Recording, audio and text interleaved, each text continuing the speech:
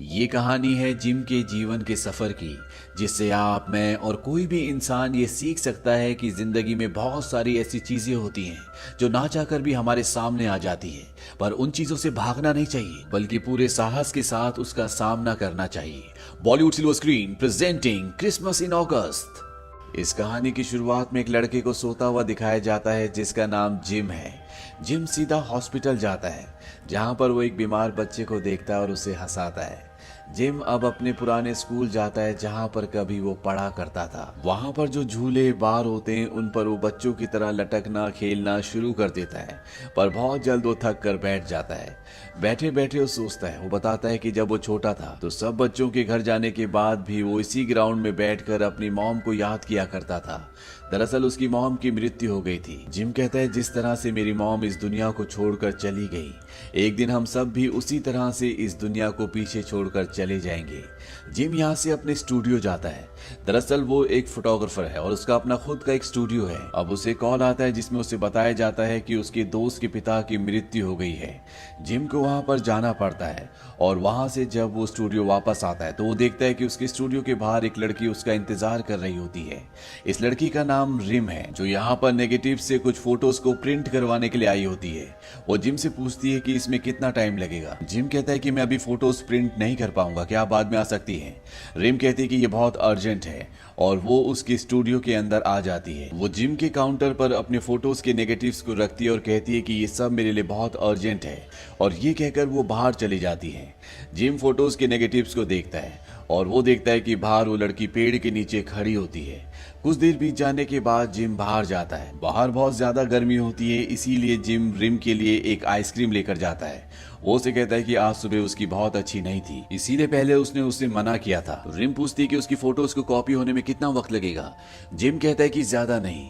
अगली सुबह जिम जब अपनी स्कूटी में पेट्रोल भरवा रहा होता है तो तभी वो सामने खड़ी गाड़ी में रिम को देखता है। वो रिम को हाई करता है और अपने स्टूडियो आ जाता है। स्टूडियो में उसके पास कुछ बच्चे आते हैं जिनके पास उनके स्कूल का ग्रुप फोटो होता है, और इस ग्रुप में जिन लड़कियों को ये पसंद करते हैं, ये बच्चे यहाँ पर उन लड़कियों की फोटो को सेपरेट और बड़ा करवाने के लिए आए होते हैं। हालांकि जिन लड़कियों को ये बच्चे पसंद करते हैं, जिनकी फोटोज ये बड़ी करवाने के लिए आए हैं, उन लड़कियों से इन्होंने कभी बात भी नहीं की, लेकिन फिर भी इन लड़कियों के लिए इनकी आपस में हाथापाई होना शुरू हो जाती है। जिम इनकी लड़ाई छुड़वाता है। दरअसल यहाँ पर आज रिम किसी दूसरे काम से आ गई होती है, और जब वो जिम को ऐसा करते हुए देखती है तो उसे हंसी आ जाती है। रिम जिम से पूछती है कि ये सब क्या था। जिम कहता है कि इस उम्र में लड़के ये सब करते ही हैं, ये नेचुरल है। अब जिम शाम को जब वापस घर जा रहा होता है तभी वो एक लड़की को देखता है, और ये लड़की और कोई नहीं बल्कि उसकी एक्स गर्लफ्रेंड होती है, जिससे उसकी एंगेजमेंट भी हो गई थी। पर अब ये दोनों अलग अलग हैं। उस लड़की ने भी जिम को देख लिया होता है, पर वो उसे इग्नोर करके आगे जा रही होती है। जिम अपनी स्कूटी वापस लाता और उससे बात करना शुरू करता है। वो उससे पूछता है कि तुम शहर में कब आई। वो बताती है कि शहर में आए हुए उसे कुछ ही दिन हुए हैं। जिम कहता है कि तुम बिल्कुल नहीं बदली। वो लड़की कहती है तुम भी बिल्कुल पहले जैसी हो। इसके बाद वो लड़की चली जाती है। उस लड़की को देखकर साफ साफ पता चलता है कि उसके जीवन में कहीं ना कहीं उदासी है। अगली सुबह जिम जब बस से जा रहा होता है तो वो देखता है कि सड़क पर रिम किसी गाड़ी वाले से लड़ रही होती है। उसे समझ में आ जाता है कि ये एक पार्किंग टिकट एजेंट है, और इसीलिए उसकी दुकान पर अब बार बार आती है और उससे अर्जेंट फोटोज को प्रिंट करने के लिए कहती है, क्योंकि जो लोग अपनी गाड़ी को गलत जगह पार्क कर देते हैं वो उनकी गाड़ी की फोटोज खींच कर उसे प्रिंट करवा लेती है, जो कि एक सबूत के तौर पर काम आते हैं। अब जब जिम अपने स्टूडियो में होता है तो वहां पर रिम एक बार फिर से आती है। उसके पास एक कैमरा होता है। वो कहती है क्या तुम इस कैमरे को ठीक कर सकते हो। जिम कहता है कि हाँ। रिम बहुत थक गई होती है, इसीलिए सामने उस सोफे पर बैठ जाती है, और इसके बाद ये दोनों एक दूसरे से बातें करना शुरू कर देते हैं। रिम पूछती है कि तुम्हारी उम्र कितनी है। जिम बताता है कि मैं लेट 20s में हूँ। रिम कहती है यानी कि तुम ऑलमोस्ट 30 की हो, तुमने शादी क्यों नहीं की। जिम कहता है कि मेरे 2 बच्चे। रिम कहती है ऐसा नहीं हो सकता, तुम्हारे कपड़ों से पता चलता है कि तुम अनमैरिड हो। इस बात पर जिम को बहुत हंसी आती है।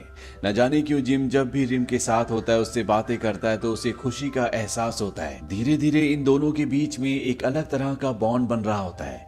उसी शाम को जिम को दिखाया जाता है जो अपने घर में अपने पिता, अपनी बहन, उसके पति और उनकी बेटी के साथ डिनर कर रहा होता है।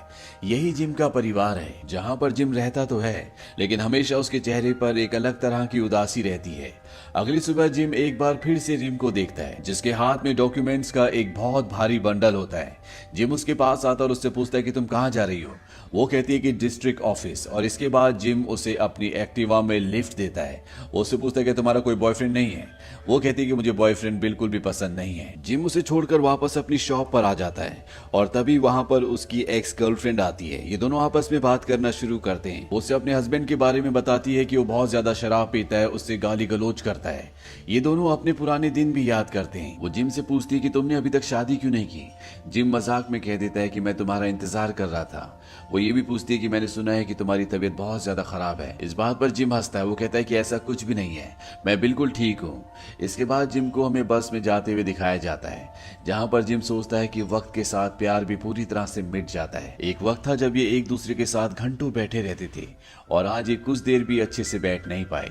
साथ ही साथ उसकी गर्लफ्रेंड ने उसकी वो फोटो जो उसने अपने स्टूडियो में लगा रखी थी वो भी निकालने के लिए कहा था। जिम यहाँ से सीधा अपने चेकअप के लिए हॉस्पिटल जाता है, यानी कि उसकी तबीयत सच में खराब है। उसी शाम को वो अपने एक दोस्त से मिलता है। ये दोनों के दोनों बार में बहुत शराब पीते हैं और जब ये बार से बाहर आ जाते हैं तो जिम अपने दोस्त को कहता है कि मुझे और शराब पीनी है। उसका दोस्त मना कर देता है। जिम उसे मनाने की बहुत कोशिश करता है। उसका दोस्त पूछता है कि मैं तुम्हें शराब क्यों पिलाऊं। जिम कहता है क्योंकि मैं बहुत जल्दी मरने वाला हूँ। इस बात से उसके दोस्त को गुस्सा आता है। वो जिम को धक्का देता है। वो कहता है कि तुम झूठ बोल रहे हो, लेकिन वो उसे ड्रिंक पिलाने के लिए मान जाता है और ये दोनों हंसते गाते यहाँ से दूसरे बार की तरफ निकल पड़ते हैं। तभी हमें जिम की आवाज सुनाई देती है। वो कहता है कि मैंने फाइनली सच्चाई का मजाक उड़ाना सीख लिया है, लेकिन मुझे नहीं पता कि मेरे दोस्त के साथ ड्रिंक करने के लिए मेरे पास कितने दिन बचे हैं। इसके अगले पल ही हमें दिखाया जाता है कि जिम और उसका दोस्त पुलिस स्टेशन में है। इन्होंने बहुत ज्यादा ड्रिंक कर ली होती है, इसीलिए इन्हें पुलिस स्टेशन में लाया गया होता है। यहाँ पर जिम अपना आपा खो देता है। वो जोर जोर से चिल्लाना शुरू कर देता है। कहीं ना कहीं उसने अपने अंदर जो बहुत सारी फीलिंग्स दबा ली हैं, जिन्हें वो किसी के साथ भी शेयर नहीं कर पा रहा होता, वो उन्हें इस तरह से यहाँ पर सबके सामने बाहर निकालता है और जोर जोर से चिल्लाता है, चीखता है। उसका दोस्त उसे यहाँ पर शांत कर देता है और अगली सुबह जब उसका दोस्त उससे कॉल करके पूछता है तो वो कहता है कि मुझे रात के बारे में कुछ भी याद नहीं है। वहीं दूसरी तरफ दिखाया जाता है कि जिम और रिम की दोस्ती धीरे धीरे बढ़ रही है। वो बार बार उसके स्टूडियो में आती है, साथ में कॉफी पीते हैं और अब जिम रिम की कई फोटोज भी खींचता है। रिम के जाने के बाद यहाँ स्टूडियो में एक फैमिली आती है जो कि अपनी पूरी फैमिली का फोटो खिंचवाते हैं। यहाँ पर इनके साथ जो सबसे ओल्ड लेडी होती है वो उसे उसका अकेले फोटो खिंचवाने के लिए भी कहते हैं, ताकि जब उसकी डेथ हो जाए तो उसका सिंगल फोटो वो दीवार पर लगा सके। यानी कि ये फोटो उस ओल्ड लेडी के मरने के बाद हार चढ़ाने के लिए लिया जा रहा है। उसी शाम को जिम जब अपने स्टूडियो में बैठकर बाहर होती हुई बारिश को देख रहा होता है, तभी वही ओल्ड लेडी जिसका दिन में अकेले फोटो खींचा गया था वो जिम के स्टूडियो में आती है और वो जिम से कहती है कि दिन में जो तुमने फोटो लिया था वो इतना अच्छा नहीं था। मैं चाहती हूँ कि मरने के बाद जो मेरा फोटो लगे वो बहुत ही अच्छा हो। क्या तुम मेरा फोटो दोबारा ले सकते हो। जिम कहता है कि हाँ, मैं तुम्हारा फोटो जरूर लूंगा। वो बूढ़ी औरत कहती है कि मेरे पास पैसे नहीं है। जिम कहता है मैं इसके लिए कोई पैसे चार्ज नहीं करूंगा और वो उनका बहुत खूबसूरत फोटो खींचता है। जिम अगले दिन अपने उन दोस्तों से मिलता है जो बचपन में उसके साथ पढ़ा करते थे। ये सब के सब बहुत अच्छा टाइम स्पेंड करते हैं। हालांकि जिम जानता है कि उसकी जिंदगी का बहुत जल्द अंत होने वाला है, लेकिन उसके पास जितनी भी जिंदगी है वो उसे जीना चाहता है। इसीलिए वो अपने आप को दुख और शोक में भरकर एक कमरे में बंद नहीं करना चाहता, बल्कि हर वो काम करना चाहता है जो उसे खुशी दे। वो अपने पिता को रिमोट से टीवी कंट्रोल करना भी सिखाता है, जो कि उसके पिता को नहीं आता। हालांकि उसके पिता सीख नहीं पाते, इसीलिए वो एक पेपर पर स्टेप बाय स्टेप लिखता है कि रिमोट से टीवी को कैसे कंट्रोल किया जाता है। वहीं दूसरी तरफ रिम और जिम की दोस्ती अब पहले से भी गहरी हो गई है। ये दोनों उसके स्टूडियो में साथ खाते हैं, पीते हैं और वहीं पर ये नेक्स्ट डे राइड्स पर जाने का प्लान भी बनाते हैं और राइड्स पर ये दोनों के दोनों बहुत एंजॉय करते हैं। इसके बाद ये जिम के स्कूल जाते हैं, जहां पर रिम और जिम दोनों रनिंग करते हैं। इन दोनों की दोस्ती अब कहीं ना कहीं धीरे धीरे प्यार में बदल रही है। जब रात को दोनों घर वापस जा रहे होते हैं तो जिम रिम को अपने उस वक्त का किस्सा सुनाता है जब वो मिलिट्री में था। वो कहता है कि मैं अपने जूनियर के साथ अपने टेंट में था और तभी वहां पर हमें बदबू आने लगी। हम दोनों एक दूसरे को शक की नजर से देख रहे थे, पर बाद में हमें पता चला कि वहां पर एक डेड बॉडी थी। इस बात से रिम थोड़ा सा डर भी जाती है और वो जिम को कहती है कि मैं कभी भी अब इस रास्ते से अकेले नहीं आ पाऊंगी।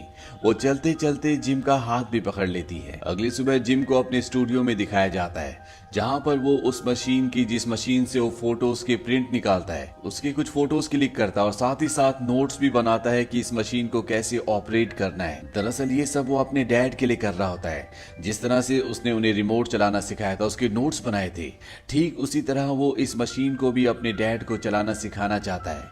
वो जानता है कि वो बहुत ज्यादा दिन तक इस दुनिया में नहीं रहेगा। रात को वो अपने घर जाता है और उसके पिता देखते हैं कि जिम की तबीयत ठीक नहीं है। वहीं दूसरी तरफ रिम को दिखाया जाता है जो जिम की यादों में खोई होती है। उसे अब जिम की हर एक बात अच्छी लगती है। उसने कहीं ना कहीं दिल में एक्सेप्ट कर लिया होता है कि वो जिम से प्यार करती है। लेकिन अगले दिन उसे पता चलता है कि नेक्स्ट वीक उसे यहाँ से जाना होगा क्योंकि उसका ट्रांसफर हो चुका है। वो ये बात बताने के लिए जिम के स्टूडियो जाती है, पर वो देखती है कि स्टूडियो बंद है। हालांकि वो बहुत देर तक इंतजार भी करती है, लेकिन वहां पर जिम नहीं आता। उसे नहीं पता कि जिम अब हॉस्पिटल में है। वो रात को अपने घर जाने के बाद जिम के लिए एक लेटर लिखती है और उस लेटर को स्टूडियो के अंदर डाल देती है। पर अगले दिन भी जिम का स्टूडियो नहीं खुलता। वो काफी देर तक वहां पर खड़े खड़े इंतजार करती रहती है, लेकिन उसे नहीं पता कि जिम स्टूडियो क्यों नहीं आ रहा। वो जिम के लिए और भी लेटर्स लिखती है और अंदर डाल देती है, पर उसके ना लेटर्स का जवाब आता है, ना ही जिम अपना स्टूडियो खोलने के लिए आता है। इस बात से वो बहुत ज्यादा दुखी हो जाती है और शाम को जब वो अपने दोस्तों के साथ क्लब में होती है तो वॉशरूम में जाती है, जहां पर उसकी आंखों में आंसू आ जाते हैं। वो वापस उसी जगह आती है जहां पर जिम का स्टूडियो है। वो पत्थर उठाती है और उसके स्टूडियो का कांच तोड़ देती है। दरअसल कल उसे यहाँ से जाना है, यानी कि कल उसे यहाँ से ट्रांसफर होना है। और जिम के साथ जो उसकी आखिरी मुलाकात थी वो बहुत क्लोज थी। उस मुलाकात में इन दोनों ने बिना कुछ कहे एक दूसरे से बहुत कुछ कह दिया था। अब कुछ दिन बीत जाते हैं और जिम भी हॉस्पिटल से डिस्चार्ज हो जाता है। वो वापस अपने स्टूडियो आता है। वो देखता है कि उसके स्टूडियो का कांच टूटा हुआ है। जब वो अंदर जाता है तो वहां पर उसे रिम के बहुत सारे लेटर्स मिलते हैं, जिनसे उसे पता चल जाता है कि रिम का यहाँ से ट्रांसफर हो चुका है। वो रिम की दोस्तों के पास जाता है और उनसे रिम का एड्रेस पूछ लेता है। वो उस जगह पहुंच जाता है जहां पर रिम की पोस्टिंग हुई है। वो एक कॉफी हाउस में बैठकर रिम को देखता है। रिम ने अपनी इस नई दुनिया को, नई जिंदगी को एक्सेप्ट कर लिया है। वो अपने काम को बखूबी कर रही होती है और ना ही उसके चेहरे पर वो टेंशन, वो शिकन होती है जिसमें उसे ये एहसास हो कि रिम उसकी वजह से बहुत ज्यादा परेशान है। शायद उसने सच्चाई को उसी तरह से एक्सेप्ट कर लिया है जिस तरह से जिम ने कभी अपनी पहली गर्लफ्रेंड के लिए सच्चाई को एक्सेप्ट किया था। जिम रिम से बिना मिले वापस अपने स्टूडियो आ जाता है और वो अपनी पुरानी एल्बम निकालता है जिसमें उसकी बचपन से लेकर आज तक की फोटोज होती है। और वो एल्बम के पन्ने पलटकर अपनी पुरानी फोटोज को देखकर अपनी जिंदगी के कुछ भूले बिसरे पलों को याद करता है। इसके बाद जिम उसी बूढ़ी औरत की तरह जो अपने मरने के बाद का फोटो खिंचवाने के लिए यहाँ पर आई थी, वैसे ही अपना भी फोटो खींचता है जो कि उसकी एल्बम का आखिरी फोटो होगा। जिम के चेहरे पर कोई भी शिकन नहीं होती क्योंकि उसने जिंदगी के हर उस सच को एक्सेप्ट कर लिया है जो जिंदगी उसके सामने लेकर आई है। इस फोटो के खींचने के बाद दिखाया जाता है कि जिम की यही फोटो अब फ्रेम में है, यानी कि जिम की अब मृत्यु हो चुकी है। वो इस दुनिया को छोड़कर जा चुका है और जैसा कि वो चाहता था कि उसके बाद उसके पिता उसके स्टूडियो को संभाले, वैसा ही होता है। उसके पिता को हमें स्टूडियो से निकलते हुए दिखाया जाता है और जब उसके पिता चले जाते हैं तो यहाँ पर रिम आती है और वो देखती है कि स्टूडियो के बाहर उसका एक बहुत बड़ा फोटो लगा होता है जो जिम ने फ्रेम करके स्टूडियो के फ्रंट ग्लास पर लगाया होता है। ये देखकर उसे बहुत खुशी होती है और रिम वहां से जाने लगती है। और अगले पल हमें जिम का वो लेटर उसी की आवाज में पढ़कर सुनाया जाता है जो उसने रिम के लिए लिखा था। उसमें लिखा होता है कि मैं हमेशा से जानता था कि प्यार की फीलिंग्स फेड हो जाती है, ठीक उसी तरह जिस तरह से पुराने फोटोज फेड हो जाते हैं, पर तुम मेरे दिल में हमेशा रहोगी जिस तरह से तुम मेरे दिल में मेरे आखिरी वक्त में थी। Thanks and goodbye. अंत में हमें जिम का स्टूडियो दिखाया जाता है जहां पर लोग आ रहे होते हैं, जा रहे होते हैं। बस यहाँ पर एक ही चीज मिसिंग होती है और वो होता है जिम। ये एक बहुत ही बेहतरीन कोरियन कहानी है जो हमें जिंदगी का सबसे बड़ा पाठ पढ़ाती है। ये कहानी हमें सिखाती है कि कई बार जिंदगी में ऐसी सिचुएशंस आती है जिन्हें इंसान कंट्रोल नहीं कर सकता। उन सिचुएशन से लड़ना नहीं चाहिए बल्कि उन्हें एक्सेप्ट करके जिंदगी में आगे बढ़ना चाहिए। जिस तरह से जिम जानता था कि उसकी जिंदगी का अंत होने वाला है, लेकिन उसने अपने दुख से सबको दुखी नहीं किया, बल्कि उसने उस सिचुएशन को एक्सेप्ट किया। अपने पिता को सब कुछ सिखाया जो उसके जाने के बाद उसके पिता के काम आएगा। साथ ही साथ उसने रिम की जिंदगी में भी उसे आगे बढ़ने दिया, उसे अकेला छोड़ दिया, क्योंकि वो जानता था कि रिम के लिए इससे बेहतर कुछ भी नहीं हो सकता। उसे जब उसकी बीमारी के बारे में पता चला तो उसके पास दो ऑप्शंस थे, या तो पूरी तरह से वो गम में डूब जाता, या फिर आखिरी दम तक अपनी जिंदगी को उसी तरह जीता जैसे हर एक आम इंसान जीता है। और उसने दूसरे ऑप्शन को एक्सेप्ट किया, क्योंकि उसने कहीं ना कहीं ये एक्सेप्ट कर लिया था कि इस दुनिया में हर एक इंसान एक मुसाफिर है। किसी को आज नहीं तो किसी को कल इस दुनिया से जाना ही है, और एक दिन इस दुनिया को छोड़कर हर कोई चला जाएगा।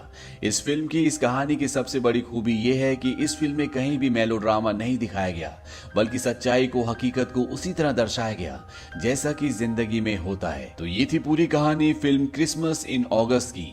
ये मूवी ईयर 1998 में रिलीज हुई थी। IMDb पर इसकी रेटिंग है 7.6। उम्मीद करते हैं कि ये कहानी आपको पसंद आई होगी।